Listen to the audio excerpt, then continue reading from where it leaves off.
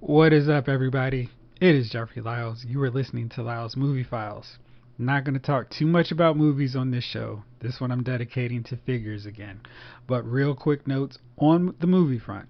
Make sure to pick up Batman The Long Halloween Part 1. Came out today on Blu-ray, digital, etc. One of my favorites of the Warner Brothers animation films so far. And the reason is because they just stuck to the source material.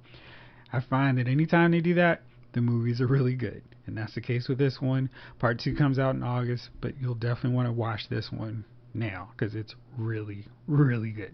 Also, F9, The Fast Saga, saw the advanced screening for it. You know my love of the Fast and Furious franchise. I was not disappointed by this one. I'll have my full review up later on this week, but for now, just know that if you love these movies, you're going to love this one too. Alright, now on to figure news. The biggest reveal leak of the week was the WWE Legends. We had a massive leak which gave us the lineups for 12 through 15. And we saw a shock image of Legends 12, Billy Gunn. And it's weird because Billy Gunn is actually in AEW, and the WWE is actually taking some steps to kind of act like Billy Gunn's not around anymore, which is really funny and odd because we've got a new figure. And it's not just any figure, it's from the DX invasion of Nitro. You know, this was the thing that they try to retcon and act like it changed the face of the whole Monday Night Wars, when it was really just like, oh, look what they're doing, that's cool, those quirky DX kids. But Billy Gunn's dressed up in his black DX shirt. He's got the camo pants. He's even got the helmet with sticks and branches hanging out of it. That's a nice touch. I'm hoping, like I think everyone, that this figure will have wrestling attire underneath.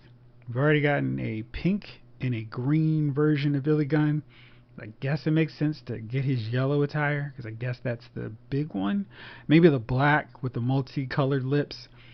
I think I'd be fine with either one of those. I'm glad that they're getting a Billy Gunn out because Mattel tried to get another one to us with the Hall of Fame line, but those were impossible to find. That lineup had Road Dogg, Ultimate Warrior, Ron Simmons, and Billy Gunn. And I only saw, because of some bizarre case pack out, which only had Road Dogg and Ron Simmons, or Billy Gunn and Ultimate Warrior. And I never saw the Ultimate Warrior and Billy Gunn set, so it was just a mess. I never got those two. Got the Road Dogg, got Ron Simmons, but really happy to get another shot at Billy Gunn, because my Legends Billy Gunn has the floppy leg syndrome, which makes standing impossible. I've got the stupid rubber band, stuck up in his leg to try to toughen him up, make the joints a little tighter. Doesn't really work, so he's loose and floppy all the time. So I'm looking very much forward to upgrading my Billy Gunn. Now the rest of Legends 12 isn't as exciting. Bunch of repaints. And that's not necessarily a bad thing because for a lot of the Legends, they wore multicolored outfits. I don't ever have a problem with them going that direction. Matter of fact, I prefer that because it gives us more options in terms of which look we want for the figures.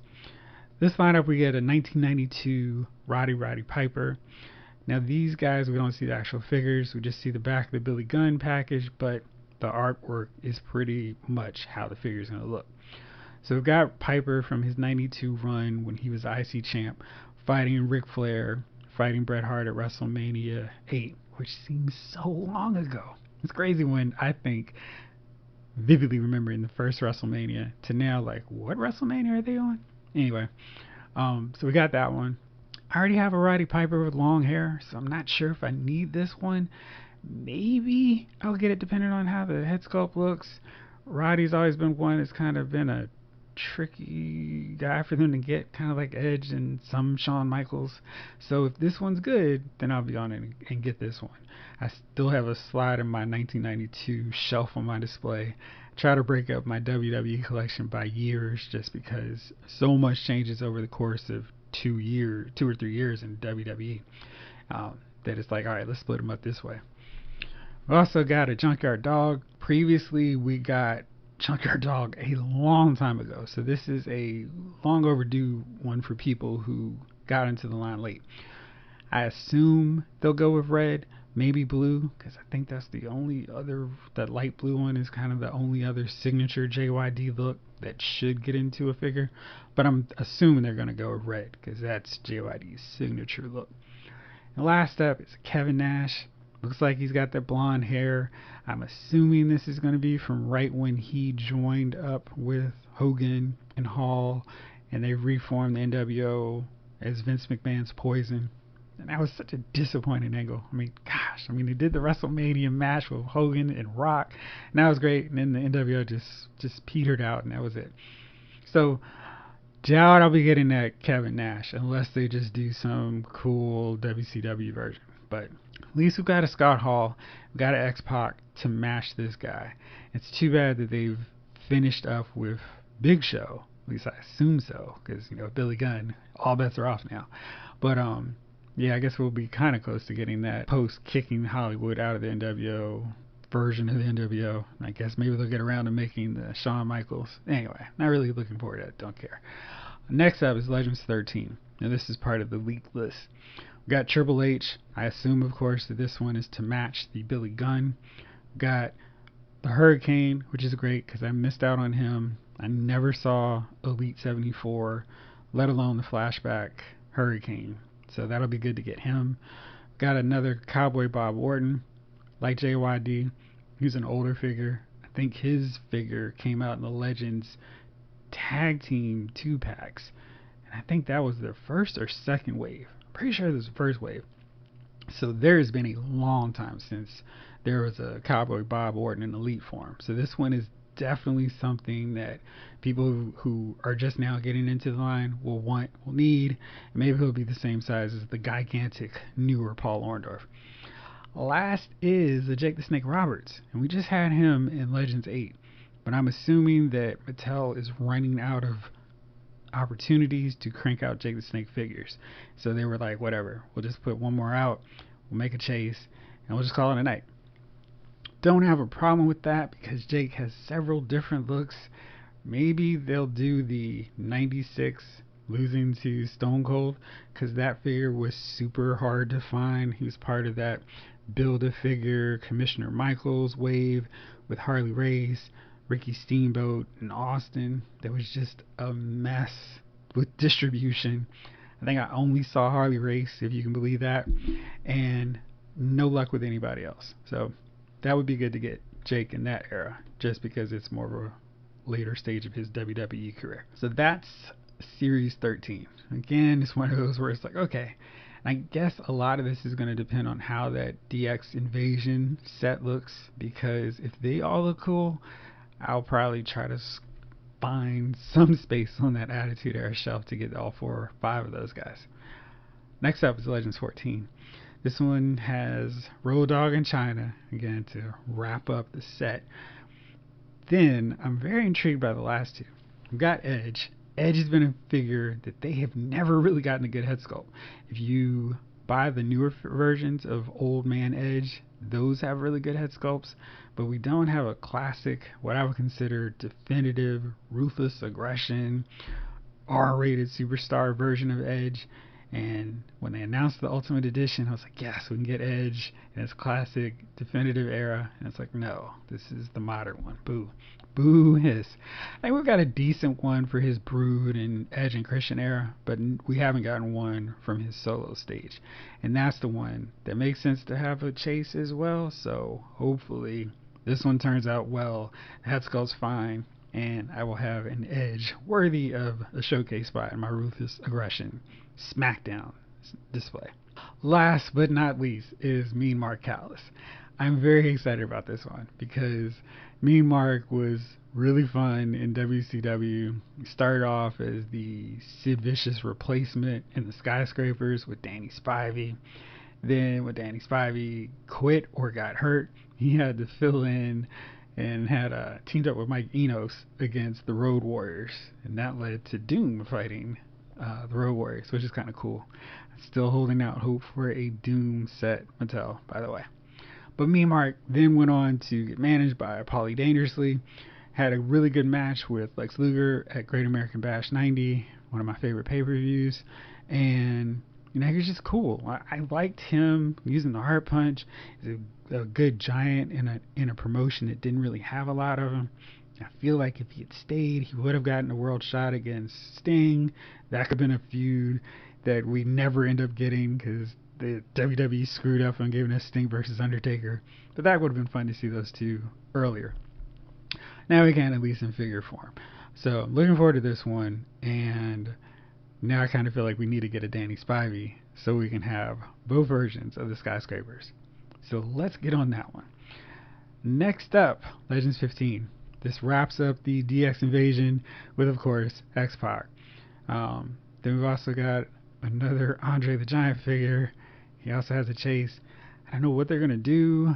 I hope that this one is a face early 80s Andre before he turns and joins the Heenan family, because I feel like they've done everything they could do with those versions of Andre at this point. And there's still a couple more tires for face Andre that we could get.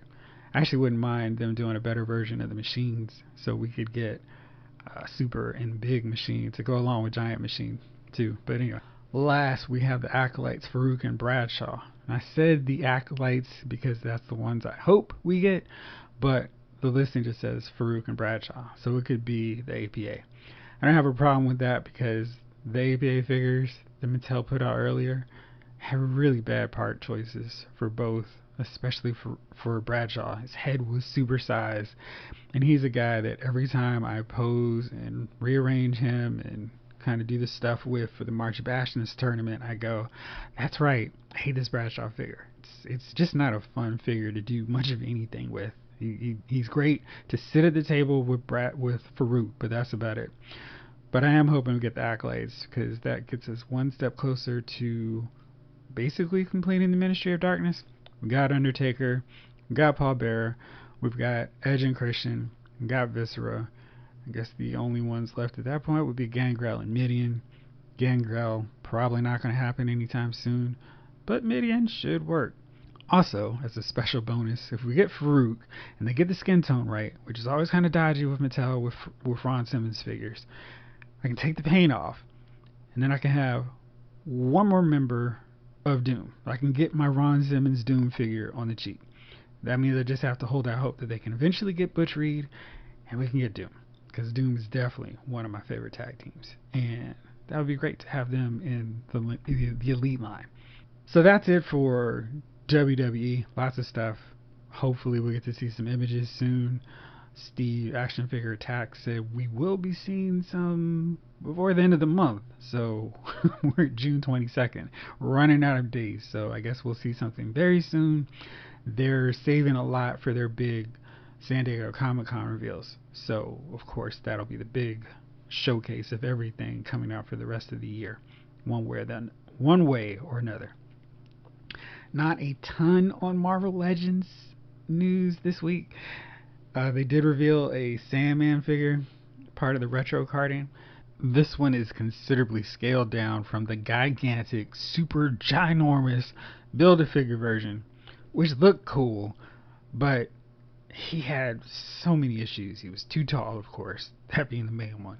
But he couldn't stand because of the ball joints they used for the hips, which made him really awkward, and he was a killer on my shelf. Like, he would always knock over everybody else. And of course, I paired him with the Sinister Six, which already had Dr. Octopus and the Vulture, two guys who hog up shelf space on their own, but also can prove to be dramatic domino figures in their own right in terms of toppling the shelf. Looking forward to having a Sandman that's better scaled. I will say that the new version of Sandman lacks the cool paint job on the sand that the Build-A-Figure had, but I think I'm trading that off okay with having one more in scale with everyone else. Next up on my list is, or wish list of scale fixing, 100% the Wrecking Crew. They just came out so big that as soon as I got them, I was like, these guys need to get fixed. They're one of the few figures that I feel like that Hasbro did a much better job on the Marvel smaller scale. I think it was Unlimited now, because of course they call them Marvel Legends, so I forgot their old school name. But anyway, then the Secret Wars 2-packs, they put out the Wrecking Crew. They look really good. right from the comic. Thought they did an awesome job on those guys.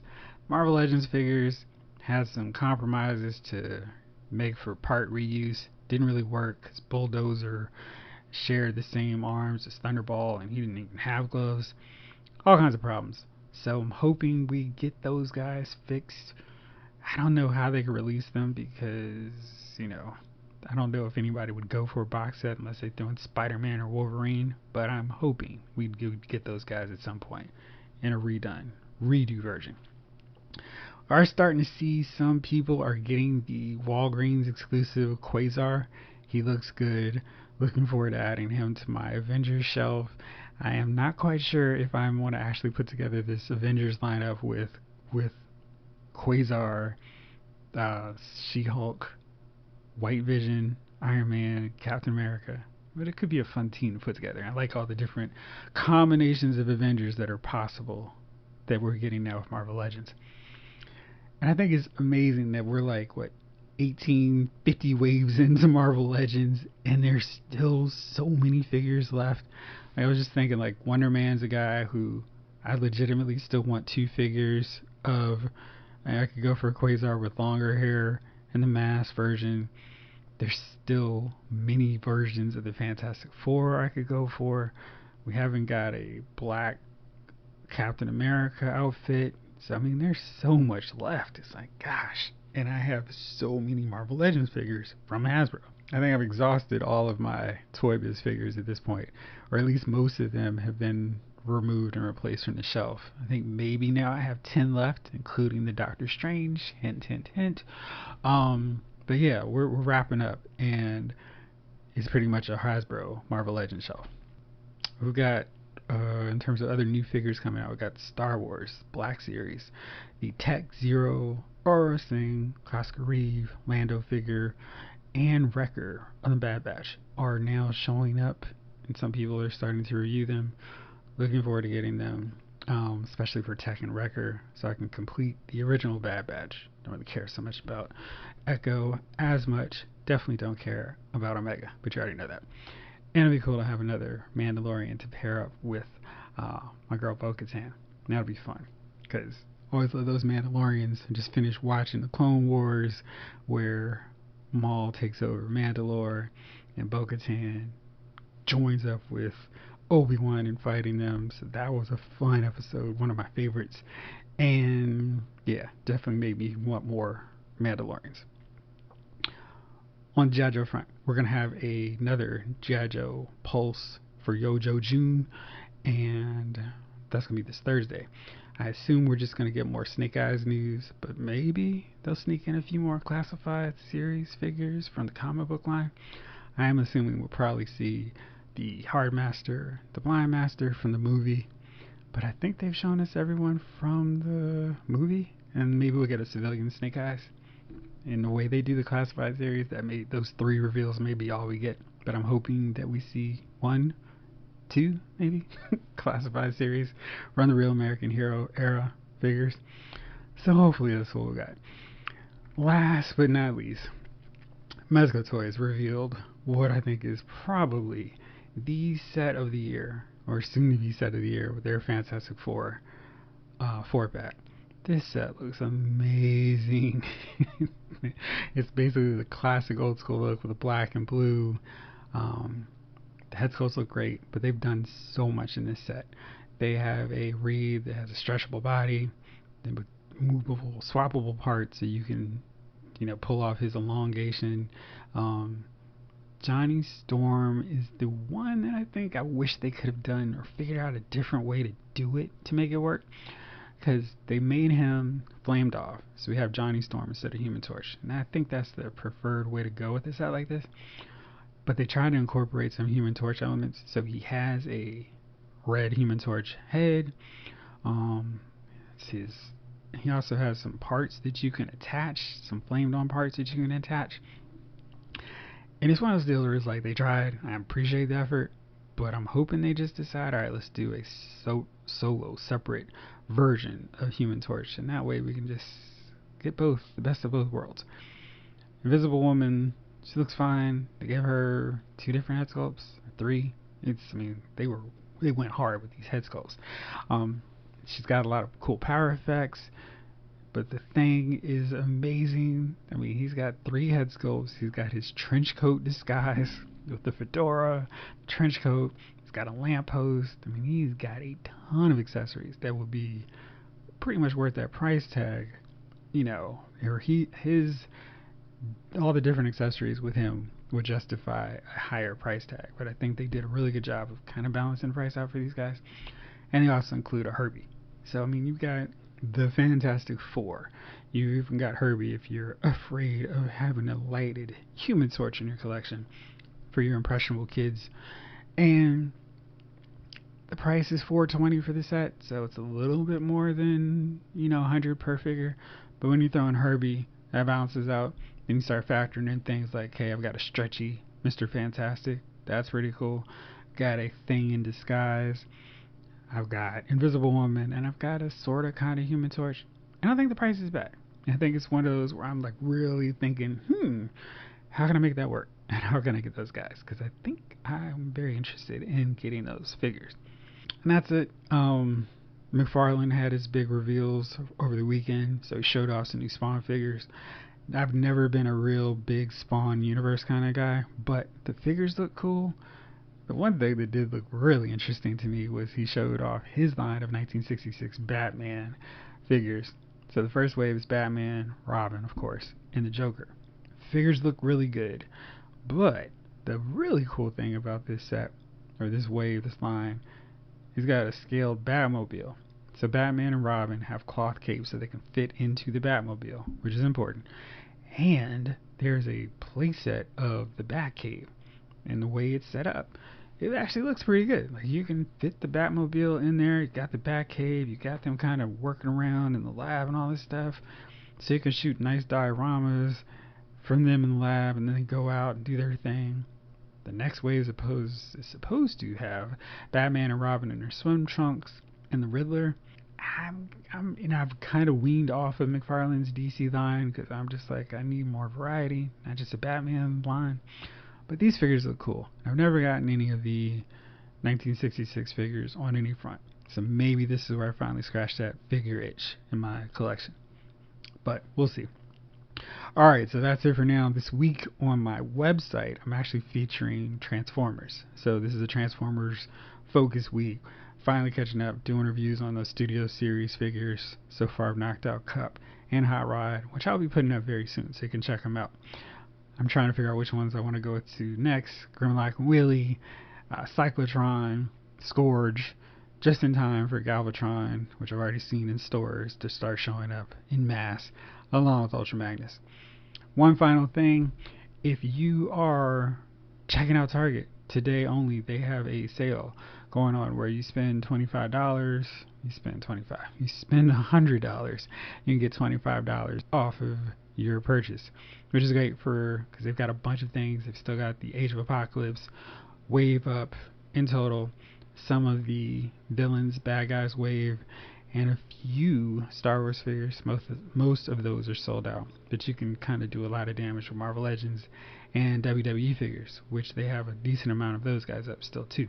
So hope you've been enjoying your Prime weekend, because a lot of companies like Walmart and Target and Best Buy and GameStop have been trying to compete with Amazon, making for a lot of fun and good deals for all of us. Alright, well that's it for me. I'll be back tomorrow with the guys for the regular show. So for now, I'll talk to you later. See you on social media and on Lyle's Movie Files. For now, this episode of Lyle's Movie Files has been filed.